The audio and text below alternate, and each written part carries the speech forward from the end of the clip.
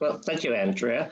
And thank you, MMF, for providing me with this opportunity to meet with you virtually. Normally, I would, of course, meet you in person, but I'm happy to give you a brief overview of what Creative Export Canada, our export support services are, and to follow up with one-on-one meetings afterwards. Andrea will be monitoring for questions, so please put them in the chat. I don't mind answering them as we go along. I like to have a dynamic presentation, and we'll definitely keep some time for Q&A at the end. So if there's one thing that I want you guys to take away from this, it's the word connections. So if you can remember connections, because you're going to hear a lot of connections, because that's pretty much what I do. But before I talk about me, I want to talk about you guys. And this circle, we're going to go through it a couple of times. I call it a virtuous circle. And every time we turn the crank, hopefully we always end up with success at the end. But going back to you, the client, we define, or the Trade Commissioner Service defines a client as somebody who has connections to the community. So for example, you are a member of a association, the MMF. You have economic ties to Canada. You have the potential for economic growth. My department is a department that supports the exports, the economic growth of Canada, and that you are export ready. And part of export ready is what you and I will do together. Kind of just to define again a little bit more how I look at clients is in the value chain of the creative industries, and this applies to other industries as well. There is creation, the creator, the producer who packages, who turns a creative piece of art, a song, into an album, into something to be published, or into a performance. Distribution, somebody who picks it up, and then in my case, a foreign distributor, and then consumption, a consumer consumes the music. So just a way of my kind of delineating who I work with, I tend to work with the production people. So my tagline is, I help Canadian cultural entrepreneurs export. So I'm just going to give you an idea of the sectors that I cover. So I cover the creative industries. So as you can see on the left, film, TV, interactive media, that's gaming, music, book publishing, periodical, performing arts, visual arts, craft design, heritage, and I even get to cover fashion every once in a while. So it's fun. So just going back again, so my definition of creator is the person who creates content, creates or interprets the content. The production role, the producer is the one that, don't think producer in the sense of a music producer, think of it as more of a generic term, as in the person who manages, funds the content, can license the content, kind of controls and packages the content. The distributor then negotiates with point of sale on behalf, and then point of sale where the consumer buys.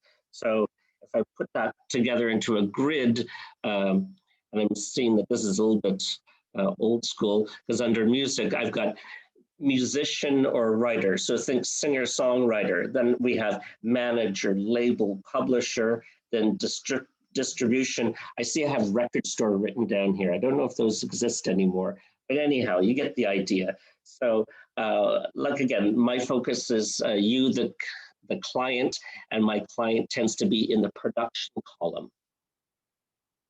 So a little bit about me. Andrea had mentioned I have been working with the creative industries for some time.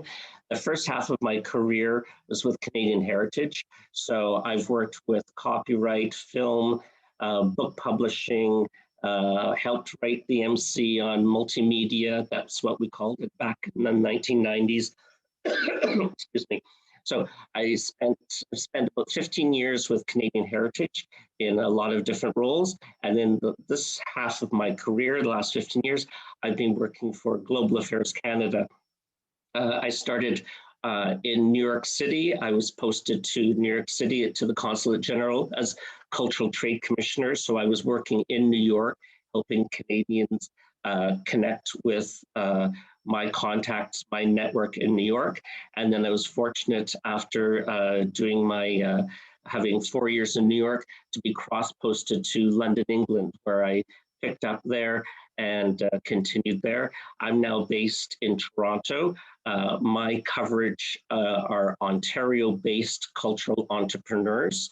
I have colleagues across Canada that and you can see in the different, so in Vancouver, in Alberta, in Manitoba, in Montreal, Quebec, and in Halifax, and they cover clients in their areas.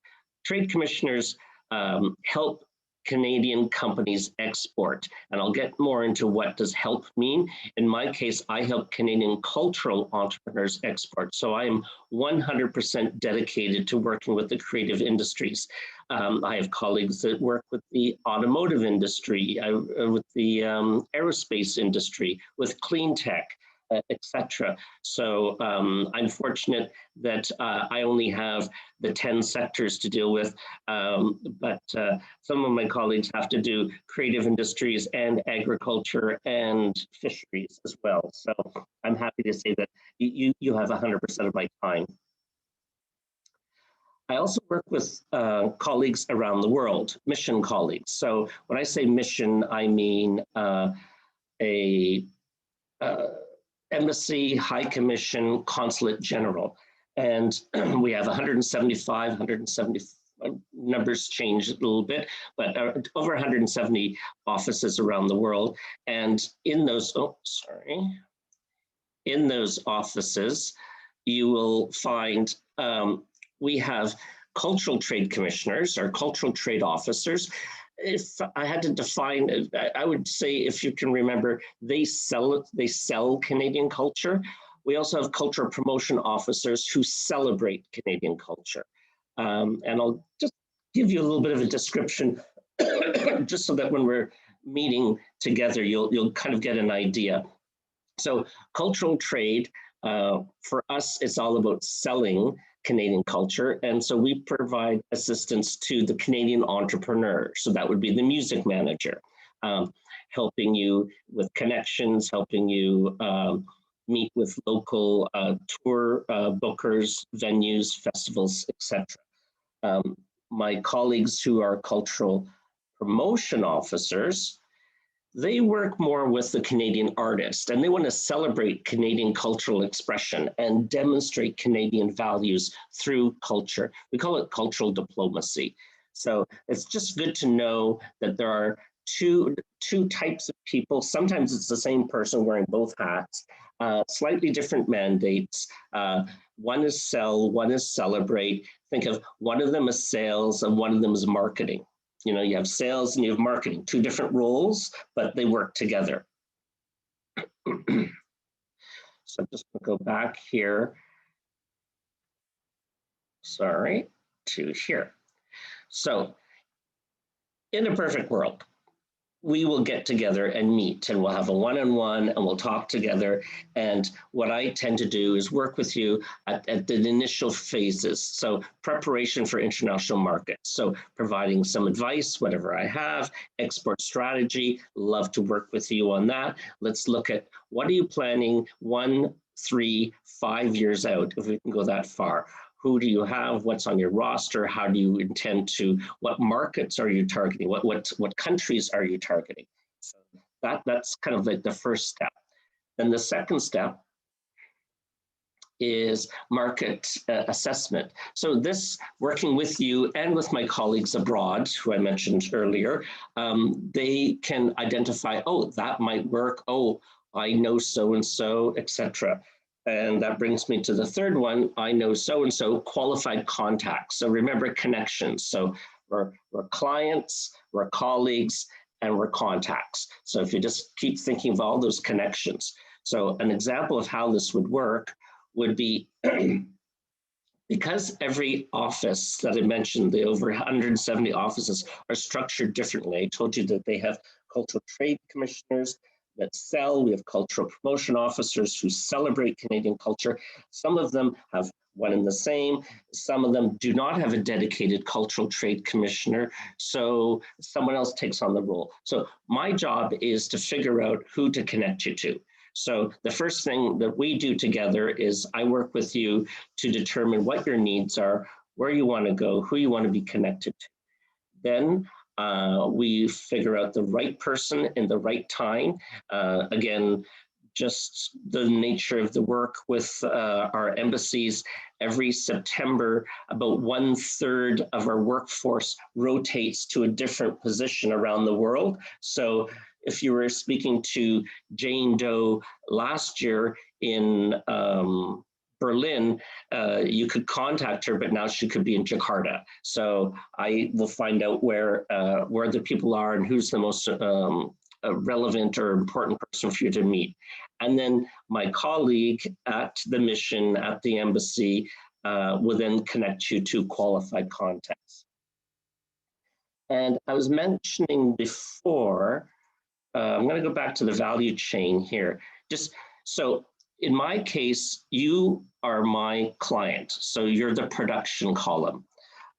My colleagues around the world, they focus on meeting as many contacts in what I would call the distribution column. So in the case of if you were a film production company, then you're my client, but my colleagues abroad are looking to meet up with as many film distributors, commissioning editors, broadcasters, somebody who's in a position to purchase or to license the Canadian content. So in the case of music, it could be music supervisors for film, it could be distributors, it could be booking agents, it could be publicists, etc. I mentioned before, my colleagues who are cultural promotion officers, they tend to deal more with the artist, so the musician and the writer, and they tend to have more connections with where the consumption takes place, because what they would like to do is to communicate Canadian values to the country that they're located in. So as I hit the wrong button,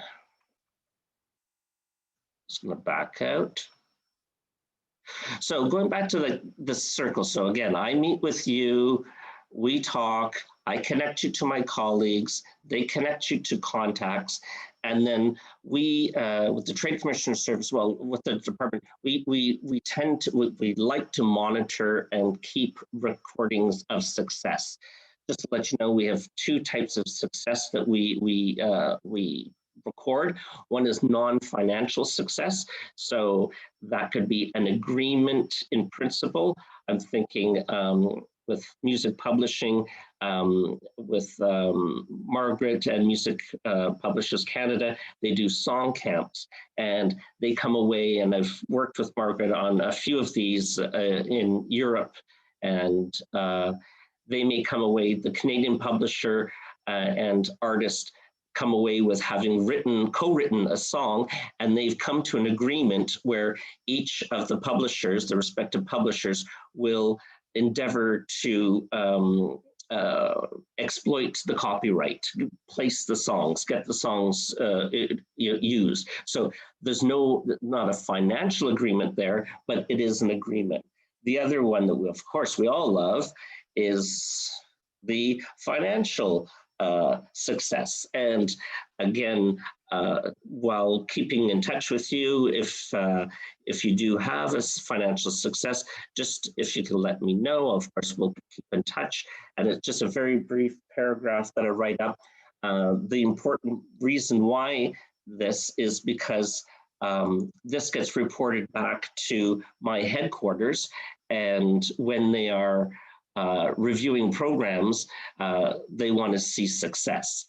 And speaking of programs, well, actually, just before I go to financial support, I told you that this circle goes around and around. So I'm going to give you maybe a little bit more of a specific example of how cultural trade, sales, and cultural promotion celebrate work.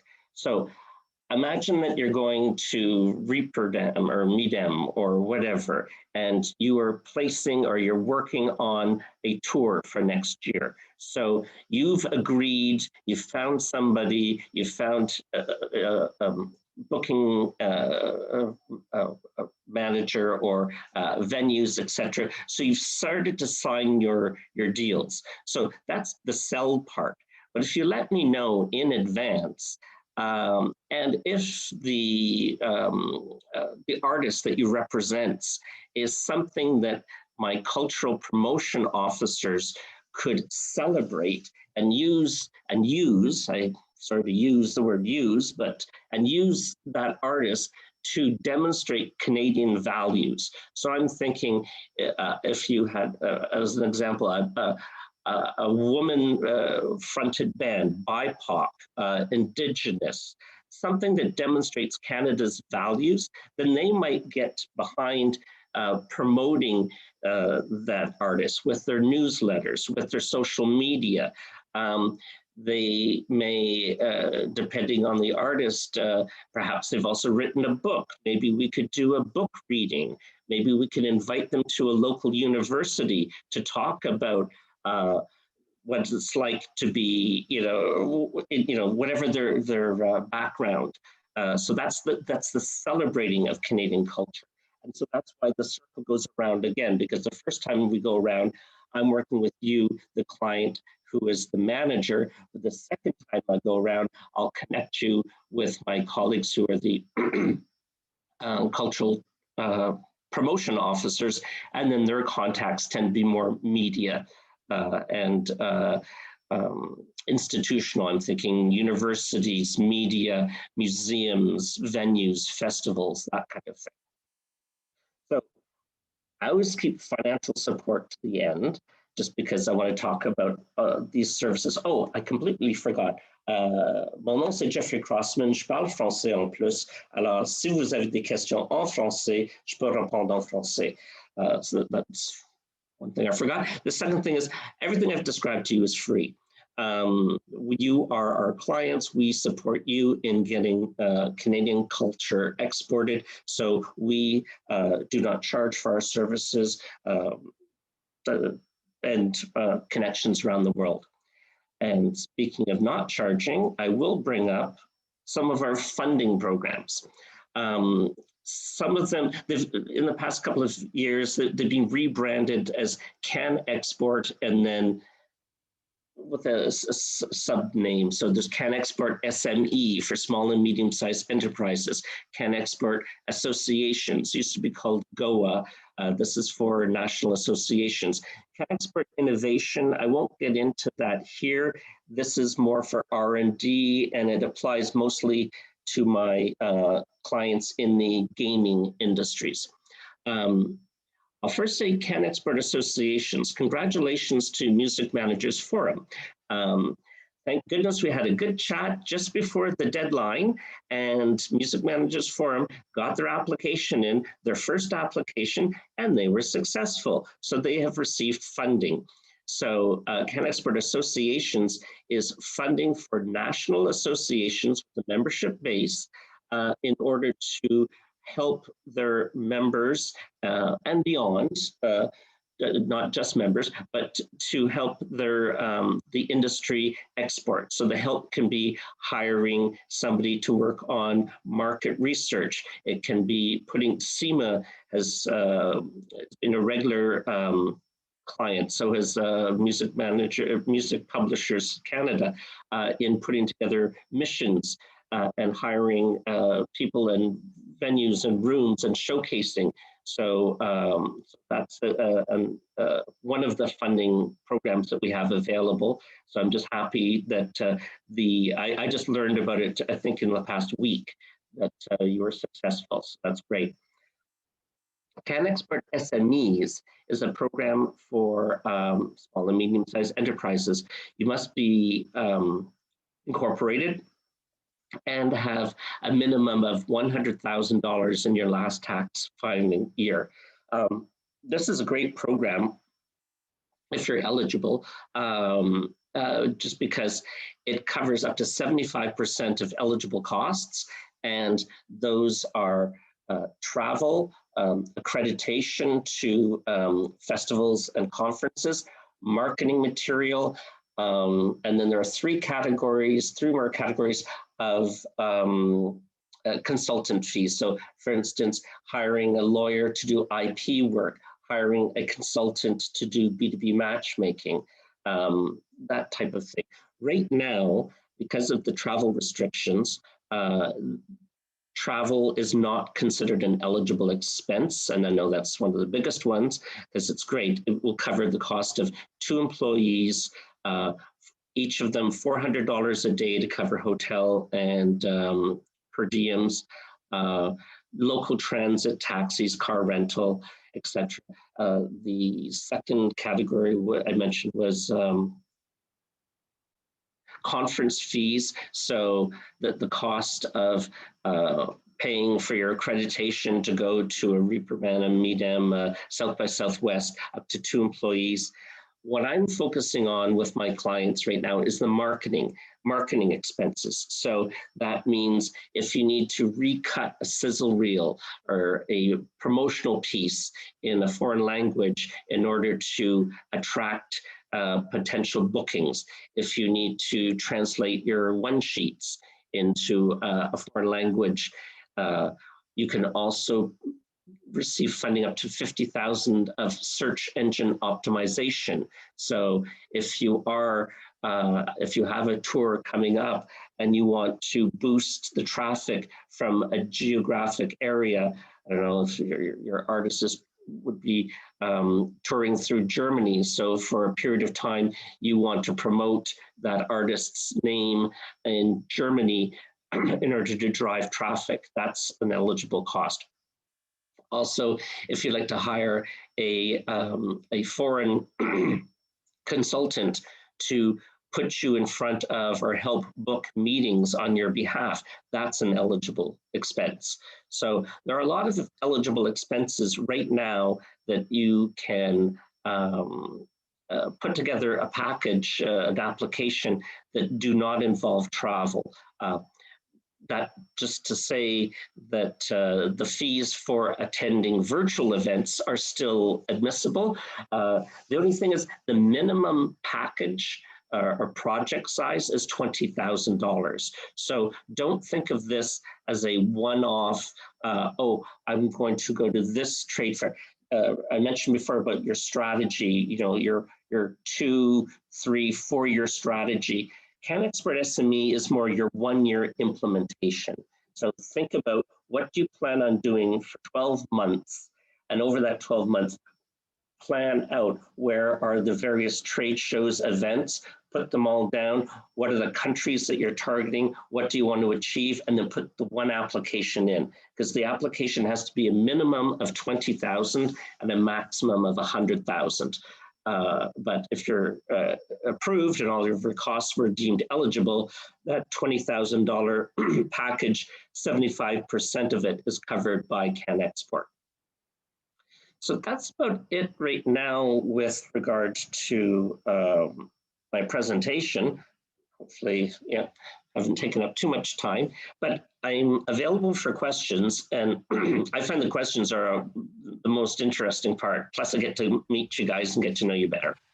Definitely. I do want to just quickly ask a question right on the tail end of talking about the SME fund. Is from Michael, who's asking, is there a list of eligible expenses for the CanExport SME program? Yes, it's on the website. The eligible expenses are grouped into 6 categories. So it's travel expenses, conference fees. So for instance, conference fees also could be if you were renting a booth or if you were shipping CDs, like samples, to the conference. 3rd category is marketing. 4th category is at 4th, 5th, and 6th are consultant fees. It's listed in the website, but again, talking with what I've found, and I've had a pretty good success rate, is just in talking with my clients, we tend to, what's the word for it? Get the application polished up and ready to go. Just to let you know, the CanExport program is a program open to all industries in Canada. So the people who are looking at your application may take it off the pile. I mean, I'm being very, it's electronic, but they may be looking at a soybean farmer's application. They may look at somebody who manufactures steering wheels. They may look at somebody who does wastewater remediation, and then they look at a music manager. So a lot of the time I have to work with you, I like to work with you to kind of change the language a little bit. They, like, as an example, you know, if I say publisher, you guys probably think music publisher. I think book publisher. People in gaming think game publishers. They all do three different things. Well, in the case of the people at CanExport, they don't know what a publisher does in any of those three different ways. So that's why we tend to reduce the language into something. I don't call them a music, I don't call it, I'm going to the music festival. It's the music trade show. Like it's, I'm looking for, you know, I'm looking for music placement. No, I'm looking to export music into a film, you know, that kind of thing. Got it. Also related to the fund, I think, and this one-on-one consultation, just before we get into some of the other questions, we have someone who's asked about where we can find out the contact for like our local regional contact. So will we be able to send those out, or at least direct people to a list? Definitely. Depending, and I did see, and thank you, Andrea, for sharing the list of people who registered. And that's when it was like, oh, I forgot, this is all across Canada. So what I would like to do is just give a heads up to my colleagues that you will be contacting them or could be contacting them. But definitely, I will share my colleagues' names. So like I said, we have somebody in Halifax, Montreal, myself, Winnipeg, Calgary, Vancouver. Awesome, thank you. Oh, sorry, you go ahead. I just remember, I didn't mention, and I think, Andrea, you brought it up, there, I work for Global Affairs Canada, so the department responsible for our consulates and embassies and international trade. I mentioned that I used to work for Canadian Heritage, and Canadian Heritage, I'm still in touch. I'm still good friends. In fact, I spent last night having a good chat with some of my colleagues. Canadian Heritage has the Creative Export Canada program. So that's another program that's available. They also, part of their creative export strategy was to fund the positions in New York, LA, London, Paris, Berlin, Beijing, and Mumbai, I think. So their funding program is also available. It's a bigger program in the sense that the amounts are hundreds of thousands of dollars and up. I think you can go up to 2 million. It's a once a year deadline. So, and because CanExport tends to deal with travel costs, the Creative Export Canada Fund does not entertain purely travel-oriented projects because you've already got another program that you could go after, if you will. The other thing too I didn't mention was that Creative Export Canada, CanExport SME does not have a fixed deadline. It's a rolling deadline, so you can apply at any time. They take up to 60 working days to process your application, but they're trying to streamline it. They're becoming more and more popular. Unfortunately, maybe I'm talking too much and telling too many people about it, but I am definitely trying to boost the number of creative cultural entrepreneurs receiving funding, like I've been doing with CanExport associations. Great. Thank you. I do want to move ahead with some questions. There was a great question submitted in advance, which is, how is the Trade Commission strategy coordinated with Global Affairs and Canada Council's international market development strategies? So Canada Council also has funding and also receives funding, received funding through Canadian Heritage. My colleagues in Ottawa meet on a regular basis. Canada Council tends to work more with the artist than the entrepreneur. From my observation, we have something that we call stacking limits. So you cannot apply to fund the same airline ticket twice.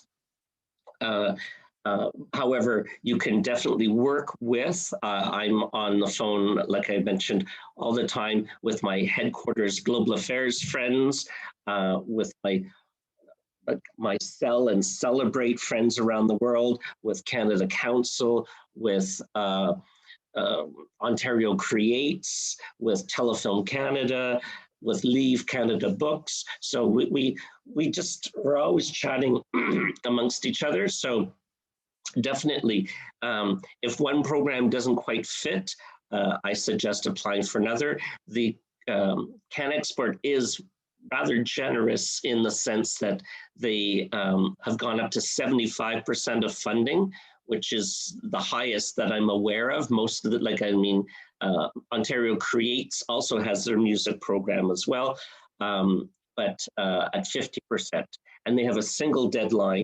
So I just say, depending, again, we can talk about what works better. CanExport is restricted. If you already have sufficient, or if you've attained a maximum or a limit of sales in a particular territory, that is no longer an eligible territory to target. CanExport wants you to diversify your trade. So if you're already selling a lot to the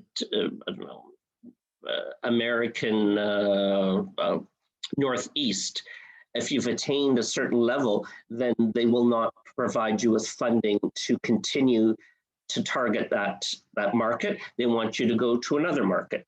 Whereas Ontario Creates does not have that. So that's why, depending on what you have, we can go back and forth. Perfect. I do have a question from Derek. He asks, international representation seems to be political. In my meetings around the world, there was, for a long time, no federal staff operating in key markets. Then things changed with the new current Liberal government. What I found was that staff in New York City, London, etc., did not have relationships in the local cultural sector or any contact information. In your estimation, has this lack of readiness been repaired? It's, well, what had happened, like when I mentioned that I was posted to New York, that was in 2002, and that was with a program called Trade Routes. After a few years, the government in power decided to cut funding to the arts, and that's why I ended up in Toronto, as opposed to continuing traveling around the world and helping support cultural exports. That came back a few years ago with the Creative Export Canada strategy, and it came back with hiring people in, I mentioned New York. I'll give an example. In New York, we have Catherine and Matt. Catherine, so two people. Catherine has a background, she's a documentary film producer. So needless to say, she covers film and television and book publishing. Matt, his background is running music festivals. So his background is working with the music industry and the visual arts. So what the government did, or what was done, with the funding, our embassies and consulates went out and hired local people in the cities where the offices are based, who have a Rolodex, who have a database, who have a network. So those are the, and now in the case of New York, they're both cultural trade commissioners and cultural promotion officers. I tried to paint a picture of being distinct, but there are cases where people do both positions. In the case of London, we have Alison, and she's a cultural trade commissioner. But we have Simon Anderson, who's a cultural promotion officer. So we have one of each. They should have pretty good networks. Again, it's funny. That's why I always say best to chat first, because when somebody says, well, who does culture at Twitter? I said, well, it depends. What do you mean by does culture? I mean, if you say who does culture in Paris, I'm going to give you a list of a dozen names. And each one does something different. One is a cultural trade commissioner. One is a culture promotion officer. One runs the cultural center, and each has completely different mandates. They report to even different ministers. I don't want to make it complex for you, that you should have to understand all of our bureaucraties, but at least if I understand what your needs are, I'm in a better position to say, oh, you should connect with Constance. Oh, no, you should connect with Simon. So I hope that, Derek, I hope that answers. I hope it does too. Yeah, he can answer himself. Oh, yeah, I'll unmute and just say, I mean, I use the word unrepaired just because when I met with Simon in London, he had familiarity with Celtic Connections and Brighton and a few other things. I was there attending the English Folk Expo, and he wasn't aware of the event. So, and he was asking me for contacts in the jazz market in Canada. This is a couple of years ago. And I'm just generally finding that this is still a build, that that some things are back to normal, so to speak, but it's taking a while to restore the institutional memory and the relationships with, you know, critics and the movers and shakers in various countries. So I thought I'd ask you if you thought it was back to 100% or what? Well, I know Simon because he was hired when I moved to London. He started at the same time that I did, and all I can say is Simon he's a cultural promotion officer, but he also gets roped into anything that's political reporting. So if he needs to report on Brexit, he may stop doing anything cultural and do nothing but reporting on Brexit, because he works in the kind of the political foreign affairs side. I work on the trade side. We report to two different ministers. The other thing too, and again, it's like I mean, I'm lucky that I have 30 years. I will have 30 years of experience. And I'm still scrambling to know, just in the creative industries, there are 13 or 15 associations receiving CanExport funding for associations. No other sector. We have one association in automotive, we have one association in aerospace, and we have 16 associations in the creative industries, of which folk, opera, music, SEMA, music managers, music publishers, all receive funding. So it's like, so I just to say that I can kind of understand, you know, like after I'm talking to you, I now have to revert my brain and start thinking about game publishing. And so not just to even get into the details of music is the most complex of all, just because publishing, performing, and recording are such different business, and then there's merch. So. Thank you for that. A few more questions in the chat. We have a question from Bev, who asked, Bev, you're welcome to unmute if you'd like as well. We don't have so many questions, so people can ask them directly. Do you want to ask Jeffrey? Bev, or do I have to ask you to unmute? Oh, there we go. It's okay. Sorry. I had to get this working because I'm using a cell phone on top of the computer. Yeah, so I have some clients, they're doing really well. I just gave Russia as an example. I don't speak Russian or Japanese or whatever languages, but it's hard getting people on the ground. So you're saying basically there's funding to hire people, but are we hiring Canadians over there? Or are we hiring like us? I'm a bit confused. It's up to you. I've seen cases where somebody hires, well, you hire the best person for the job. So if the best person for the job is based in Toronto, but knows the target markets, then that's fine. Or I have another example where I have a client who is targeting, he's a television producer targeting the German market, and the consultant he's hiring is based in Holland. So okay. It's whoever is the best person for the job. The only thing is it cannot be an employee of yours. It has to be a contractor. Okay. So with a company of sorts, like do you guys do a background check on them? No, I mean, I have heard of, well, I know of one case where they did Google the consultant and found the consultant was listed on the webpage of the applicant, listed as one of their assistants. So that's a no-no, because they don't supply, or they will not fund operating expenses. And that's the case with most of these funds. It's for specific project-based. So that was the only case that I've heard of. Thank you. We'll move on to another question from Al, I think, or AL. They have a brand called Faces Toronto, and they're wondering, can I submit an application for multiple artists that we represent, or can I only put in one application and then spread it around? Hi there. Yes, thank you.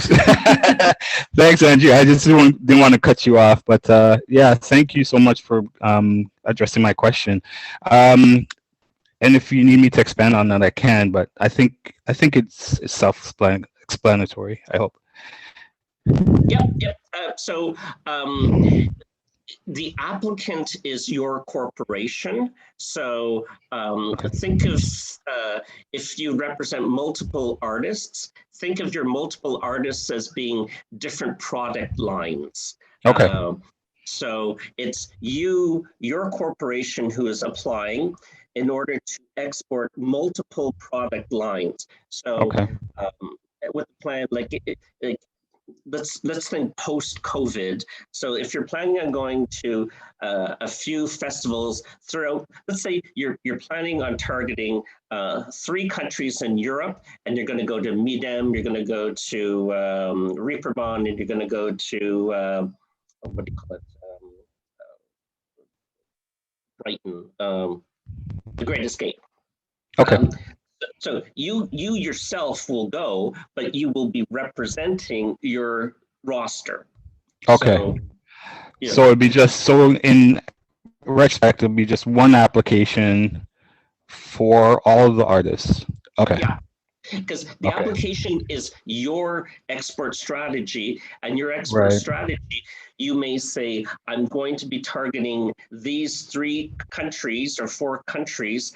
I'm specifically going to be pitching this artist to this one because I see it as a great fit. Because the application, like I said, you're going to find a weird application, is that you have to demonstrate who are your competitors, and why is your product better than another product? Product. So that's why we can talk. I mean, it's usually, this is why I always feel badly for the artist, because we're referring to the artist as product. Exactly. Yeah. It sounds horrible, but if we can just adjust our terminology a little bit and make it fit, then it's good. All right. All right. Thank you so much for answering my question. I appreciate it. You're welcome. Thanks. There's one more in the chat, and they are welcome to come up as well. It's a self-managed artist, And so they're internationally touring blues artists. So really happy to learn about these opportunities.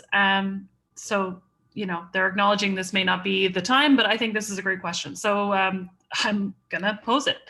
So they're interested to know if the GAC has done any work advocacy, wants to know if there's any work / advocacy being done on addressing trade barriers for artists. So this includes fees related to P2s in the US are obvious.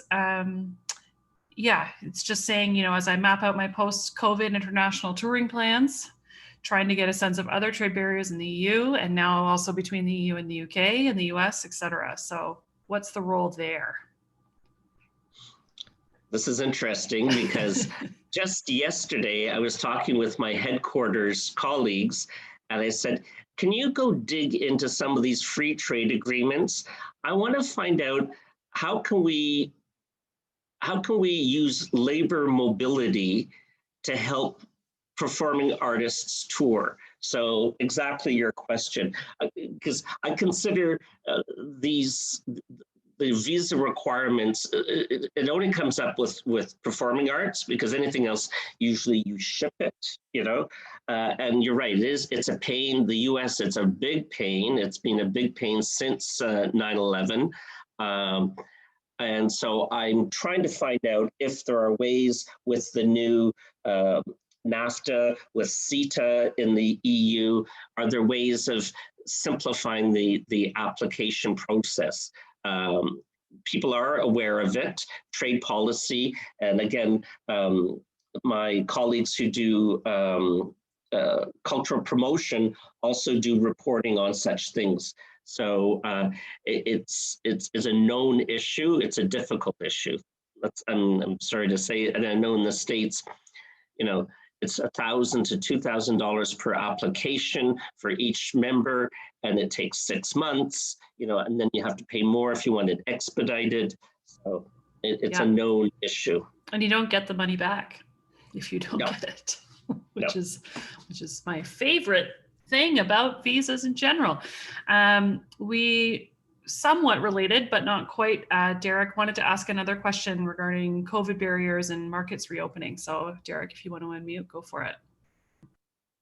Yeah, Jeffrey, I'm going to ask you if you can polish your crystal ball on the future market development. But I'll just comment on the immigration question that Chris brought up, because there is a working group on immigration that's coming out of Tamazada, New York, that is saying favorable things about the new Biden administration and some improvements to regulations. The expedite went up to $2,500 during Trump times, and whether it reverses, positive things are likely to happen in the coming months with once the American border opens up.